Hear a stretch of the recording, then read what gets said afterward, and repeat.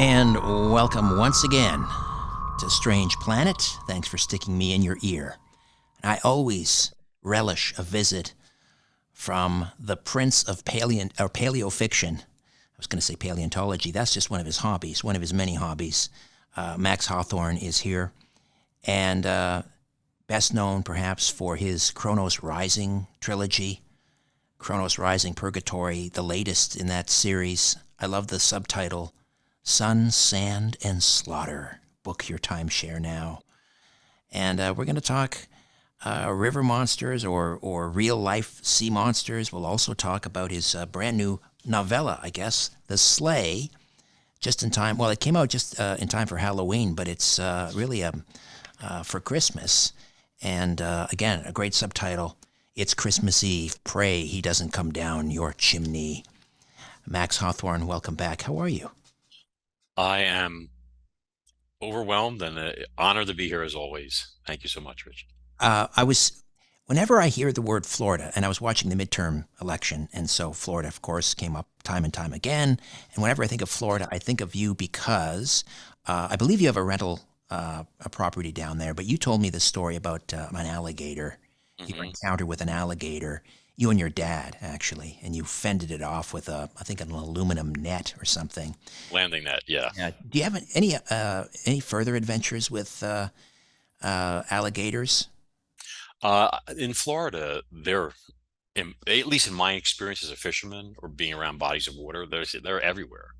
I mean, I think the population is like nationwide, which is in a few states, is like 2 million animals or Yeah, it's something like that now. exploded. Yeah. Oh yeah, yeah. They came from being one point being threatened and protected to now they're like, so there's the rumor is that any freshwater body of water in Florida is going to have at least one alligator in it.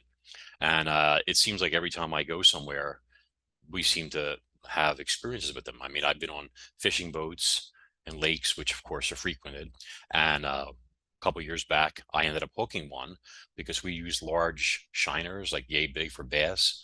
And so it's these gators, they start haunting the boats, fishing boats, if they knew you're using live bait, and they'll try and steal your bait. I ended up hooking one, and I had him on the rod, for a couple minutes trying to get him off and everything. I didn't want to cut the line and leave him with 50-pound test braid, trailing behind him that could strangle him or something. But so that was one. I mean, we've had the last time I was down there in August, we had a rental and we were the same property, and there were 3 different alligators that were in there. You could see a 9-footer was cruising around like a shark early in the morning. But every time I went out to try and fish and using artificial lures like a crankbait, which makes like a sound like a wounded fish, they'd come charging.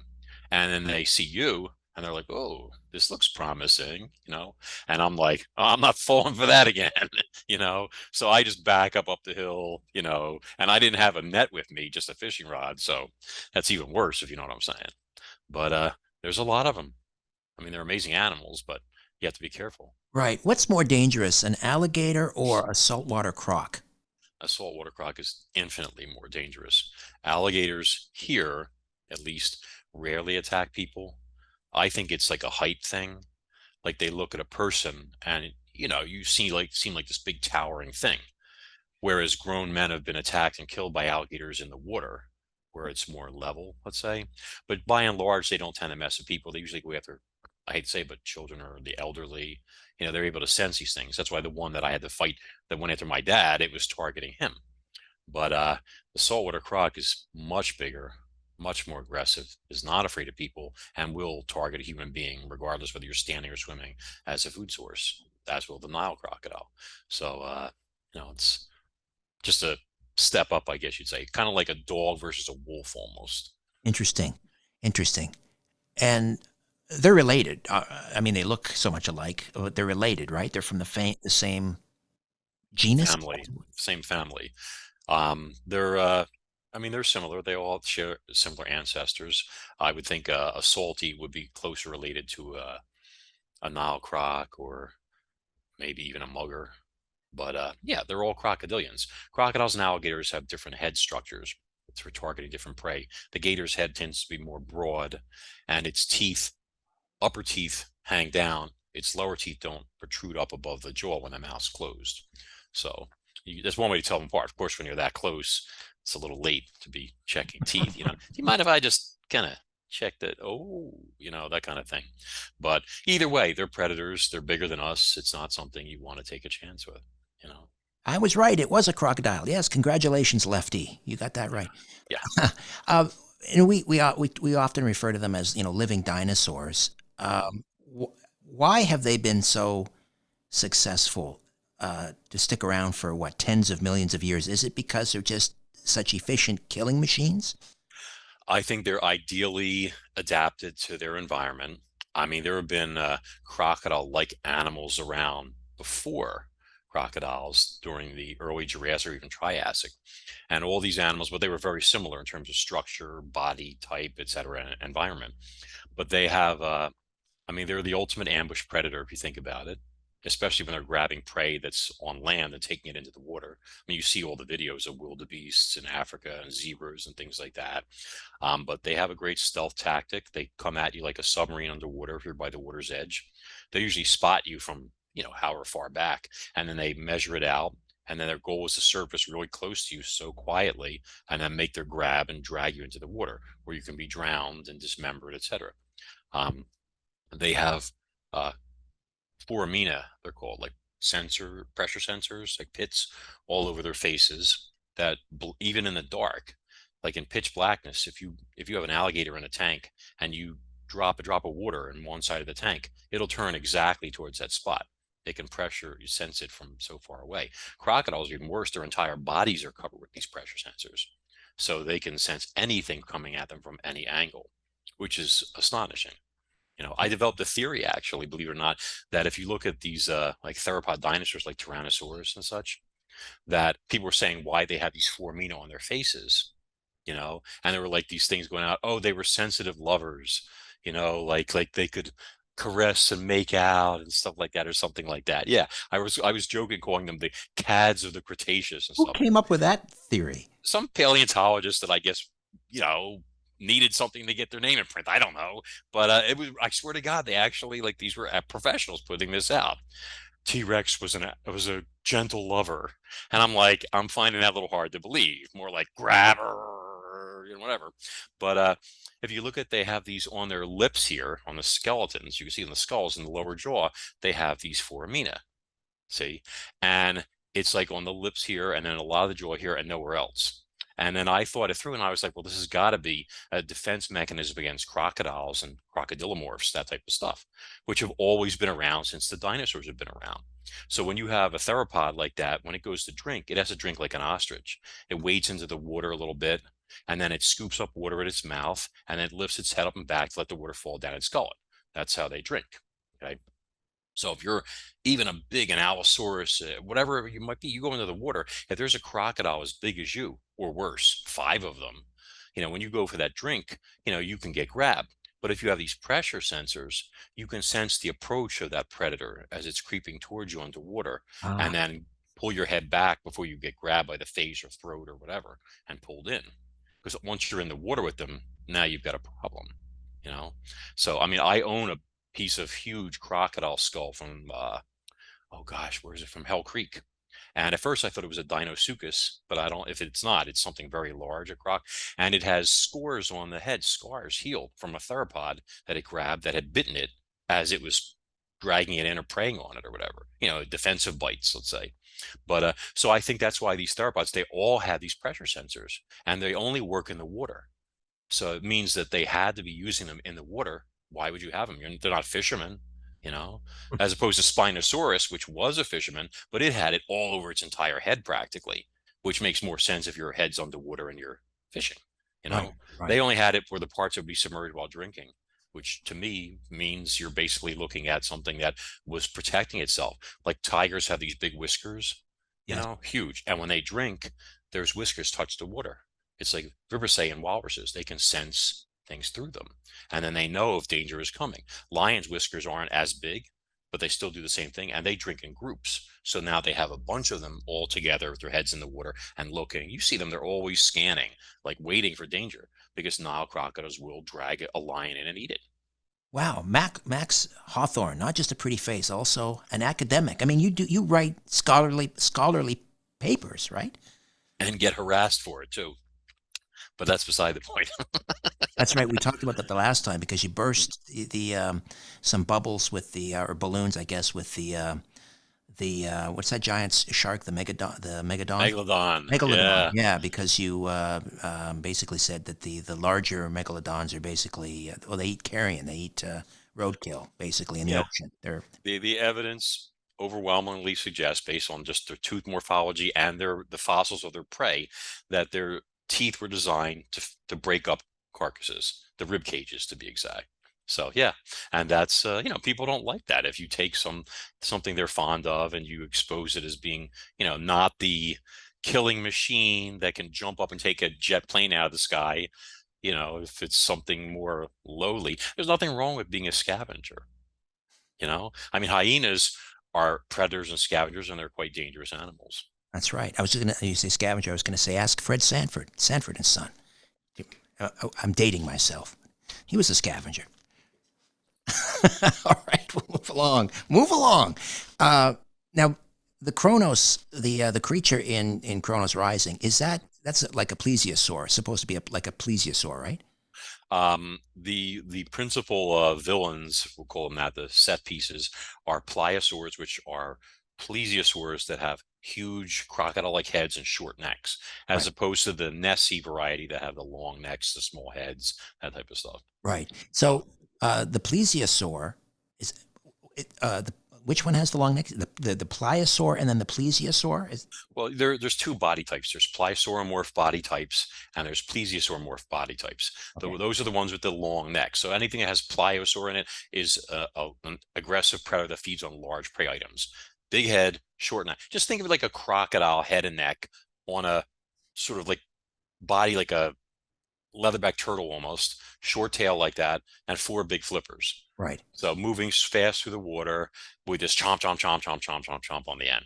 The plesiosaurs, the long neck ones, elasmosaurs, things like that, would feed on fish that they could swallow whole. Their teeth are designed to puncture, grab, and then they would gulp it down.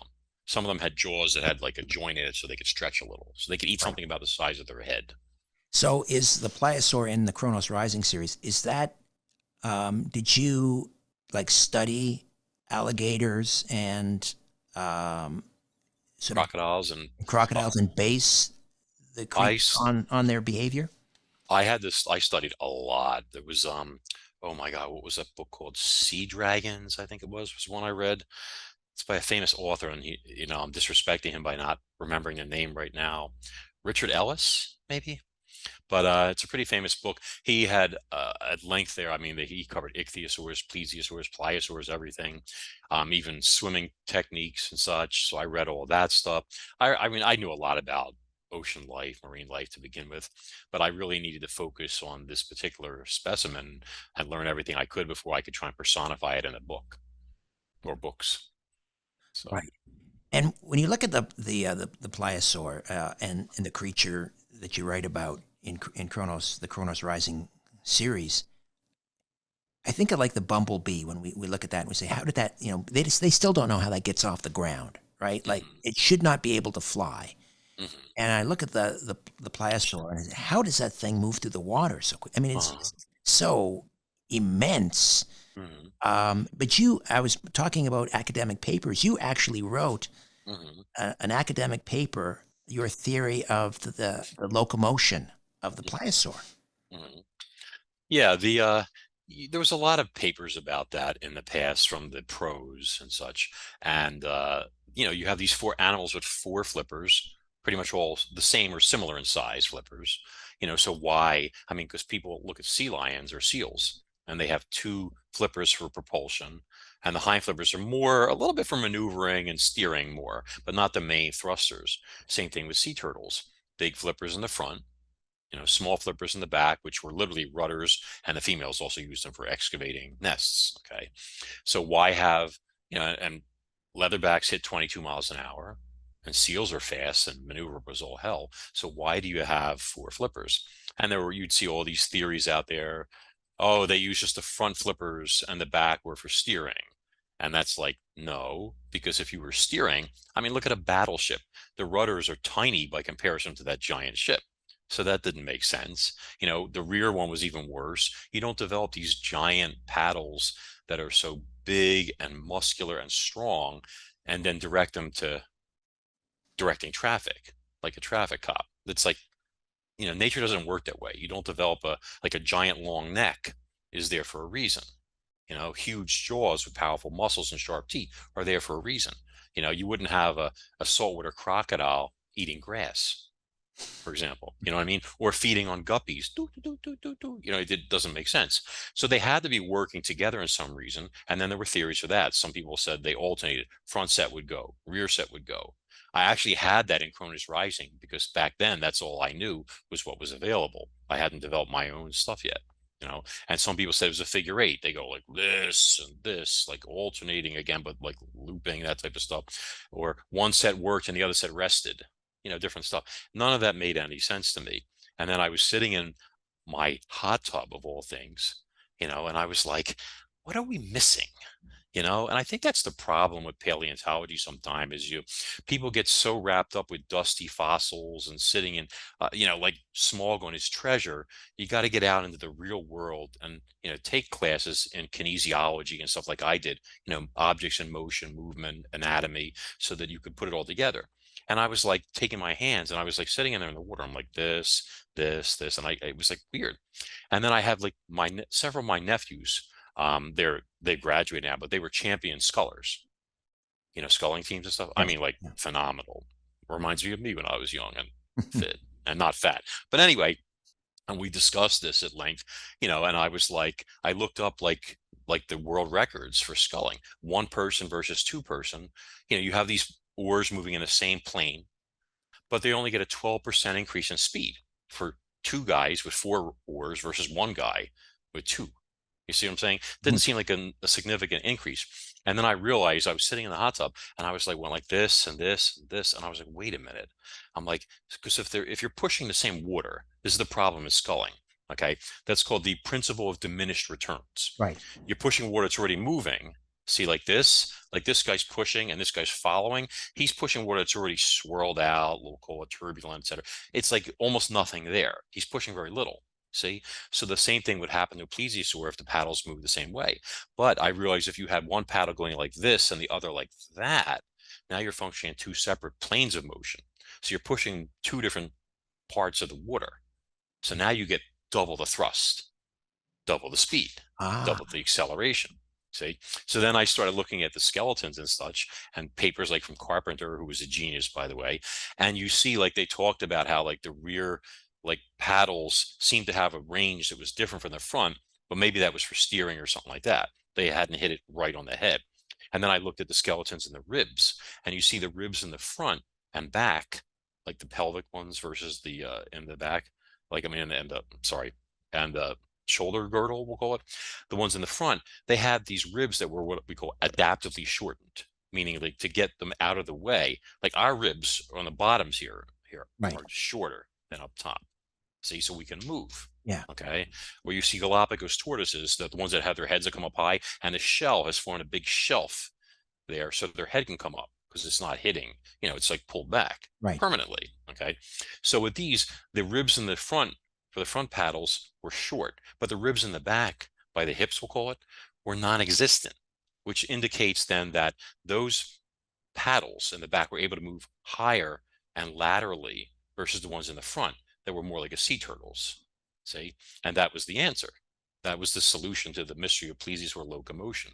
And that's what we put in the paper. It was myself, Dr. Mark McManaman, and a paleontologist from the UK named Paul de La Salle. I brought these guys in with me because, I mean, I don't know everything, and it's good to work with a team, and they were great. And it all started in the hot tub. Did you like jump out and start yelling Eureka? Right, like Archimedes. It was my Archimedes moment. You know that story, right? Oh yeah, In of course. Rome. Yeah, yeah. He Displacement. was. Yeah. In fact, I actually had a computer in one of my novels called Archimedes in honor of him.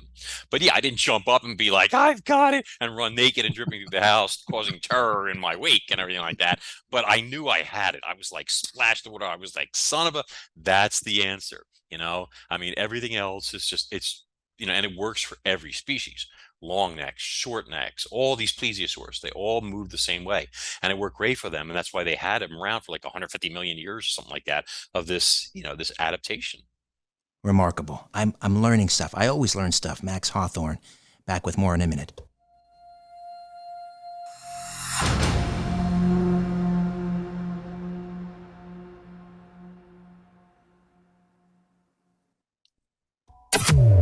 It's time to redefine reality. This is Richard Syrett's Strange Planet. Having lots of fun, learning all sorts of things with the king or the prince of. I'm giving you a promotion. Promotion? The king of paleofiction. The king of paleofiction, Max Hawthorne, the Chronos Rising series of books, and Chronos Rising Purgatory, I guess the latest installment. Sun, Sand, and Slaughter. Book your timeshare now. And a new novella out called The Sleigh. Came out around Halloween, but it's Christmas Eve. Pray he doesn't come down your chimney. That's actually a full-length novel, 375 pages or something. Why do they? So this is The Sleigh. Is it what? Is it? So it's a novel, not a novella, or is it? Yeah, a novella? yeah. No, the Purgatory, which is about 100 pages long by length, it was classified as a novella. But The Sleigh is a full-length novel. Okay, all right. Yeah, it's out in hardcover too. Can you? Do you want to read some for it? First, let's set it up. This is what these are like. Cannibals or something? Well, so the story is that, and this was like far removed from my usual Florida-based like marine stories and stuff. So the sleigh takes place in New York City. Whether it's in the same universe as Cronus Rising remains to be seen. You never know. There may be some Easter eggs in there, but so basically, it involves these two detectives that are new partners, a woman named Ilsa Dunbar and a guy named Andy Alvita. I get so many names in my head now, and I didn't like read up on stuff. So, but and they're for the last decade, Manhattan has been besieged every Christmas season for like a certain number of weeks prior to Christmas by what is believed to be a cult called the Christmas Cannibals. And these marauders will break into people's houses, apartments, and they target families that love Christmas and celebrate and have a lot of decorations. And they kill the entire family and they feed on them, etc. But what's been happening is that apparently it appears to the police that a member of the family in each case has turned out to be one of the Christmas cannibals. And that's what the cops think is how they're targeting their victims. That may not be true. If you see the cover art for the sleigh and those gleaming eyes or anything like that, it kind of like seems to indicate something else. In fact, how do I shrink this? Let's see here. Exit full screen. I'm going to see if I can get the sleigh up on Amazon and I can just read the synopsis, I guess you'd say, which would probably be easier than me, like rambling or trying to figure it out. Is that okay? Sure, absolutely. Okay. So and then I'll get you to read a little bit from it as well. It would be my pleasure. So I'll skip the stuff. It says so the only Christmas cheer this year will be from those who live to see the dawn. For hardened NYP homicide detectives Ilsa Dunbar and Andy Alvita, Christmas represents a holiday of horrors. Every December for the past decade, a cult of serial killers the press calls the Christmas Cannibals has chewed the Big Apple to its core. I like that, by the way. Creeping in under cover, I wrote that myself, by the way. But anyway, creeping in under cover of darkness, they bypass the finest security systems and slaughter entire families, leaving wreckage and half-eaten corpses in their wake. But as Dunbar and Alvita's investigation leads them from one horrifying crime scene to another, they begin to realize there is something dark and deadly lurking in the shadows. It is an ancient evil whose roots are wrapped around the most iconic Christmas figure of all. And for those who meet its fiery gaze, the legend of Santa Claus will never be the same. There you go. The Sleigh, Max Hawthorne's new novel. All right, you're going to read a little bit? I will. I picked a little spot here where Andy and Ilsa have gone to a holding station in New York City where potentially psychotic patients are brought, people that have been arrested for crimes like that. And when they've gotten there, they finding everyone murdered.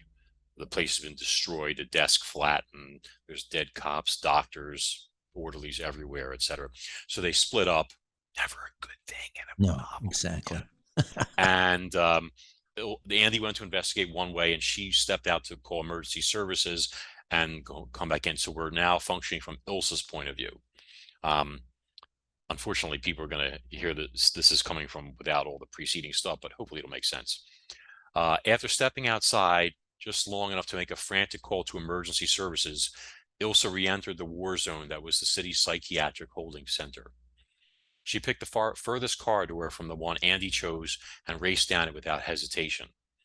Weapon ready, she moved nimbly forward, her senses on high alert. After pondering their situation, the muscles of her jaw systematically contracted. They were obviously dealing with some sort of terrorist attack. I gotta move this screen down a little bit. How do I do this? There we go. There was no other explanation. She had no idea how many scumbags were involved or what was driving them, but to assault a government building that almost always had armed cops on hand, they had to be fanatics, and from the look of things, heavily armed ones. Their motive, on the other hand, was a bit more obvious. They were after Dr. McKinley. Nothing else made sense. The wounded surgeon had undoubtedly seen one or more of their faces. His testimony would put the kibosh on what she suspected was a large and well-funded organization, one responsible for a decade of headline-grabbing murders. No worries. Ilsa double-checked her Glock's safety, then felt for her spare magazines. She smiled a predatory smile. The bastards were in for a rude awakening. Or as Captain Janus put it, I can't use an F-bomb on here, right? No. Okay, We'll have to so we'll have to instead of the duck stops here, imagine something else in its place, okay? Got it. She ignored the crunch of spent brass underfoot as she worked her way down the lightless corridor. 15 yards ahead, she came upon the remains of yet another freshly murdered cop. She smelled him before she saw him, his bowels vented and skull crushed, lying in a pool of blood. His spent Sig Sauer was still gripped in rigid hands. No perp bodies yet and no blood trails. Looks like LA was right. Whoever these a-holes are, I'm cleaning that up.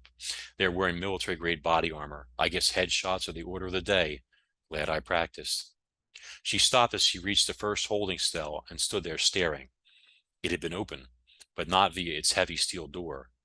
A large swath of its reinforced bars had been pushed outward, leaving a makeshift hole over 5 feet wide. No, make that pulled outward, she thought, studying the pattern. What the hell is going on here? Is there some sort of supersized jaws of life type tech out there that can do this? Ilsa shined her light through the plume-like opening, then inhaled sharply. The detainees were still there, 6 or 7 of them from the look of things. They were piled up in the far corner, a fleshy hillock of bleeding and broken bodies. They were dead, every single one of them. She could feel her heart starting to pound and focus on drawing slow, calming breaths. This situation was getting more effed up by the minute. She focused her surefire on the collective creak of blood that meandered out of the cell and gritted her teeth as she stepped carefully over it. Then she saw the tracks. Someone had tread in the gore, leaving behind an easy-to-follow trail. A very big someone. She did a double take, then swallowed nervously. The tracks were exactly the same as the ones she'd abused Andy about the previous night, the ones they'd found pressed into the ice outside the McKinley's apartment building. Huge, hoof-like ovals, over 1 foot wide, except these were outlined in coagulated crimson. What in the actual F-bomb? Ilsa felt the hairs on the back of her neck prick up, then chided herself for being a superstitious idiot. Obviously, there was a logical explanation for the draft horse-sized tracks. She was acting like a frightened child. Come on, girl, woman up. She commenced following the hoof prints, picking up the pace as she realized they would soon run out of ink. They were nearly gone when she noticed they'd curved around, toward a nearby examination room. The door to the room rested on the floor outside. From the look of things, it had been yanked right off its hinges. Steeling herself, she counted to 3, then sprang into the room, weapon ready. Her chest heaved in relief as she realized there was no one there. No one, that is, except the person she'd come to find. It was McKinley. He was propped up in his hospital bed. He had a series of straps restraining him and one arm extended in greeting. "Dr. McKinley, thank God," she cried, rushing into the room. Ilsa came to a screeching halt as the beam of her flashlight illuminated the surgeon's face. His eyes, skin, and hair were all a ghostly white, and his lips were drawn back in a frozen grimace, a death mask of unadulterated horror. His arm, the one she thought had gestured to her, was extended stiffly outward. Tightly gripped in his lifeless fingers were the old rosary he'd been clutching the last time she'd seen him. Jesus, what happened to... The gunshots interrupted Ilsa's soliloquy. There were 2 of them, back to back, a double tap. They sounded deeper and louder than the pop-pop sounds made by the usual 9mm rounds. More like a, "Andy!" Should I keep going, or is that enough? Or Just finish the okay.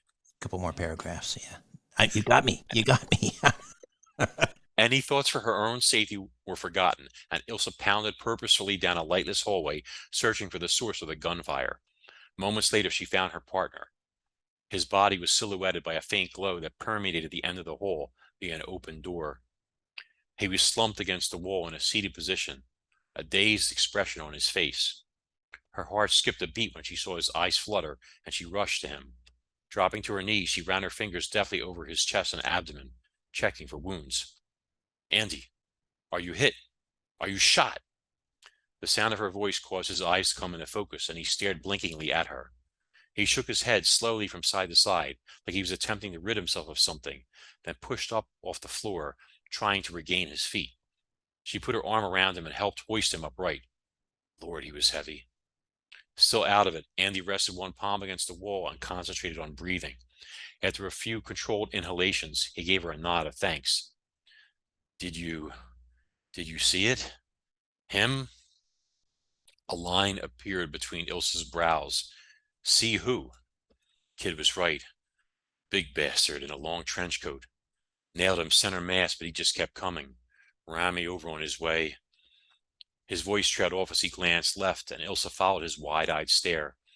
5 yards away, the facility's thick metal exit door was gone, allowing the frigid night breeze and snowflakes to invade the otherwise warm hallway. She could see a streetlight outside and past a nearby wall, the illuminated windows of an office building. Wow. More? Is that okay? That's awesome. Just in time for Christmas, The Sleigh. Put that on the bookshelf right next to Charles Dickens. It's wonderful, wonderful stuff. We'll take another quick time out, come back. Max Hawthorne stays with us.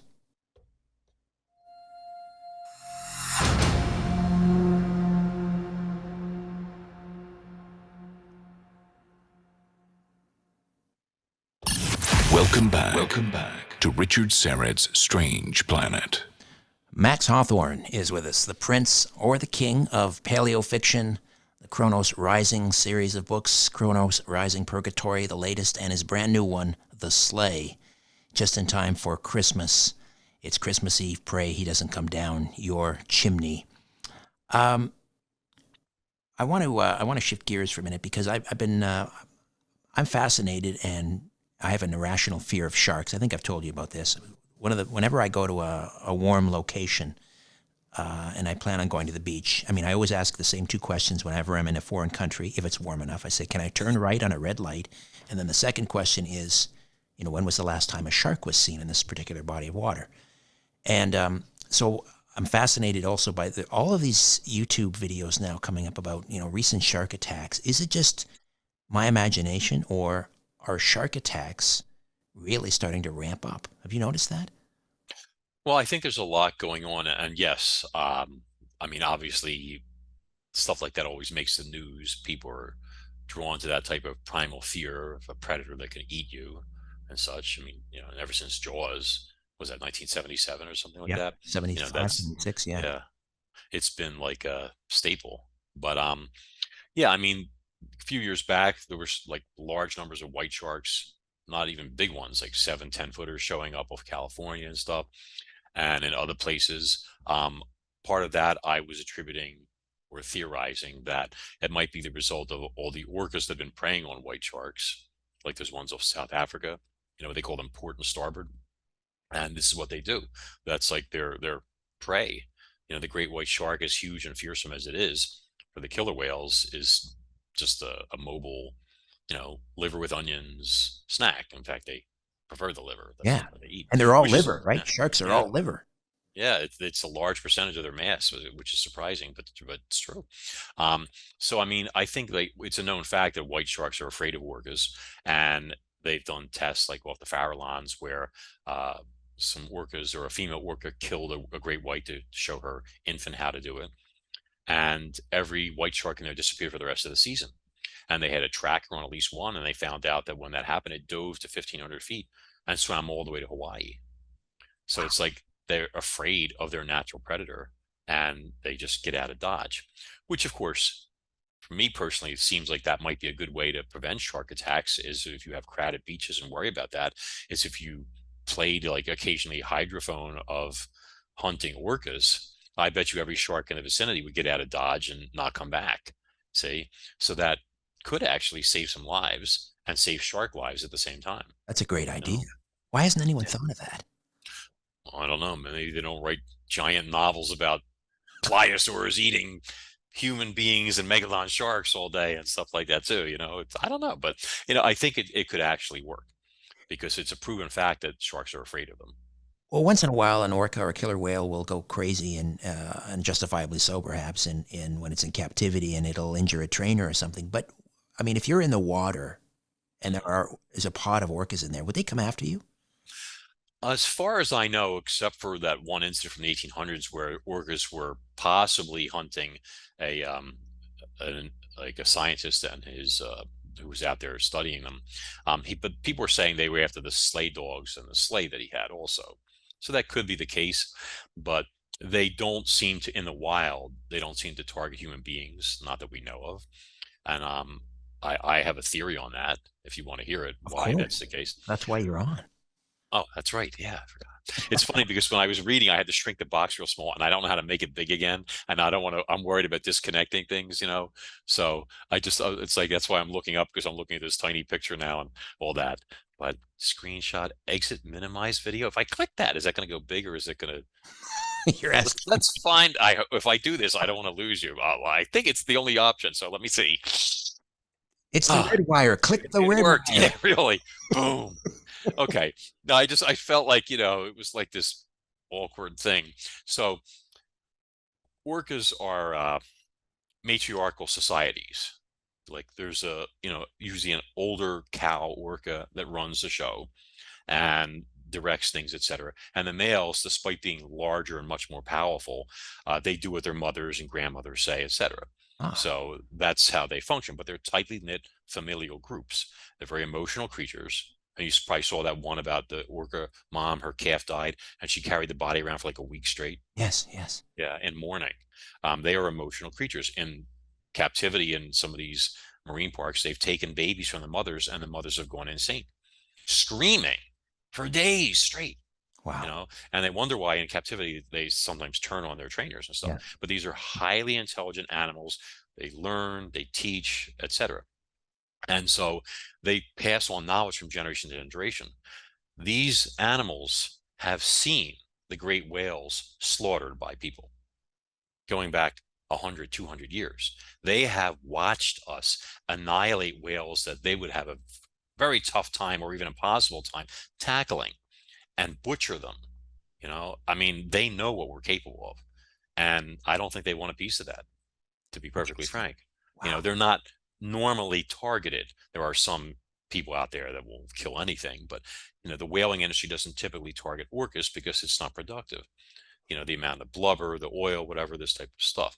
So they teach this from generation to generation, and it's a matter of just leave us alone and we'll leave you alone. That's my personal theory. But I mean, you've seen incidents, I think off Spain or something, where they were attacking boats and stuff, Yes. Yeah. but that was because these fishing trawlers are annihilating their food supply. They're starving. And so they're trying to drive the boats away, and so that they can have food to eat. See? So it's like if they wanted to sink those boats and kill the people, I'm sure they could. I mean, these are animals that could weigh 10 tons and be 32 feet long. Right. They swim as fast as those boats are faster, you know? So I think that's just a matter of survival for them. But by and large, I think they're more like, we're not going to hurt you.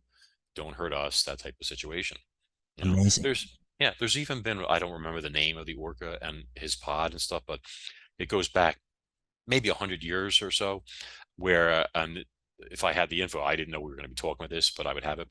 But this certain pod of orcas, they realized that people were able to hunt and kill the great whales, and so they would, whenever whales were passing through, they would swim to these whalers, and they would call out to them in their houses and such, and make a ruckus and let them know there's whales out here, there's whales out here, and they would guide the whalers in their whaling boats straight to baleen whales, and then they would kill the baleen whale, and then the orcas would go in and get their first pick of the, they eat the tongue and stuff like that, and after they'd had their fill, the whalers would take the rest of the whale and cleanse it and everything and render it, etc.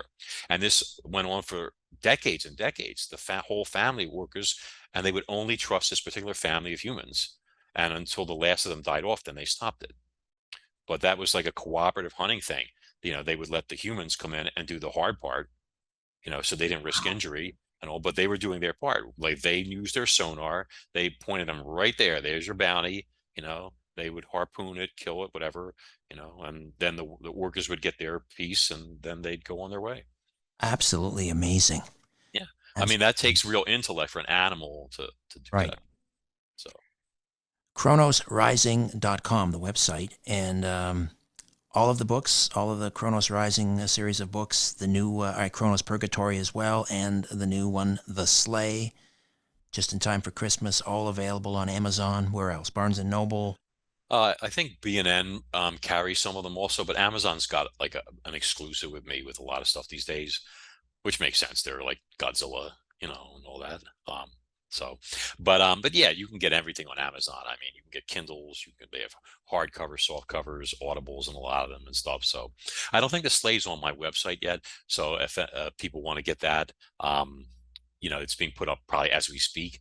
But if you go on Amazon, just look up Max Hawthorne, you'll find it. And yeah, it's good stuff.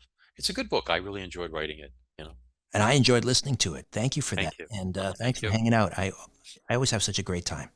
Thank you. It's my privilege to be here, and I can't thank you enough for putting up with me and my monsters. So, Max Hawthorne. A new Richard Syrett's Strange Planet drops every Monday, Wednesday, and Friday. Subscribe at strangeplanetpodcast.com.